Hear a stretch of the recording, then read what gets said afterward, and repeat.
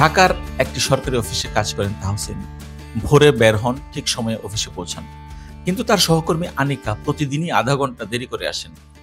একদিন অফিস প্রধান বললেন, দেখো, আমাদের নতুন নিয়ম এসেছে, সরকারি কর্মচারী নিয়মিত উপস্থিতি বিধিমালা 2019।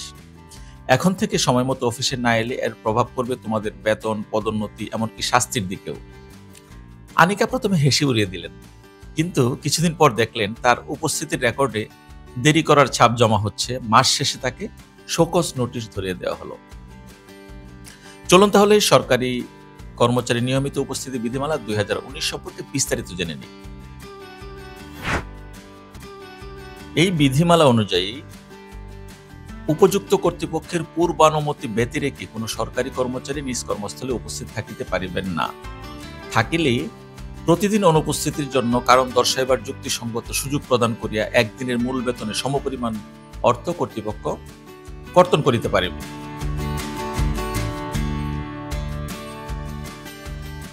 উপযুক্ত কর্তৃপক্ষের পূর্বানুমতি ব্যতি রেখে কোনো সরকারি কর্মচারী অফিস ত্যাগ করিতে পারিবেন না। তবে জরুরি প্রয়োজনে সহকর্মীকে অবগতকরণ পূর্বক অফিস ত্যাগ করা যাইবে। এক্ষেত্রে অফিসের রেজিস্টারে অফিস ত্যাগের কারণ, সময়, তারিখ ইত্যাদি লিপিবদ্ধ করিতে হইবে।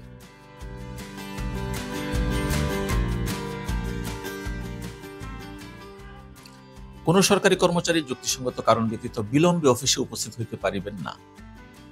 কোন কর্মচারী 30 দিনের মধ্যে উক্ত অপরাধসমূহ একাধিকবার করলে উপযুক্ত কর্তৃপক্ষ উক্ত কর্মচারী 7 দিনের সমপরিমাণ বেতন কর্তন করিতে পারিবেন।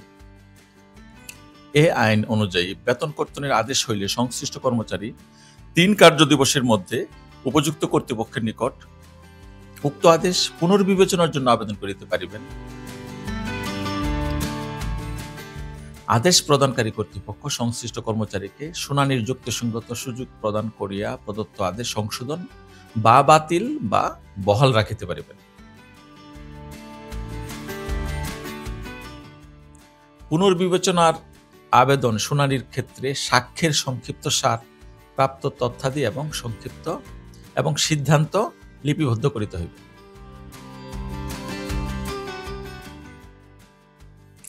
আনিকা এরপর থেকে শিক্ষা নিলেন। তিনি বুঝলেন শুধু চাকরিতে ঢোকা নয়, নিয়ম মেনে চলাও বড় দায়িত্ব। আর তাহসিন, তিনি নিয়মিত সময় মেনে চলায় পেলেন পদোন্নতির সুযোগ। সরকারি কর্মচারী নিয়মিত উপস্থিতি বিধিমালা 2019 কেবল একটি নিয়ম নয়, এটি আমাদের দায়িত্বশীলতা ও সততার প্রতিচ্ছবি। সম্মানিত সহকর্মীগণ, ভিডিওটি ভালো লাগলে অবশ্যই শেয়ার করুন, যেন সবাই নিয়ম মেনে অফিসে সময় মতো হাজির হতে শিখে। ধন্যবাদ সবাইকে।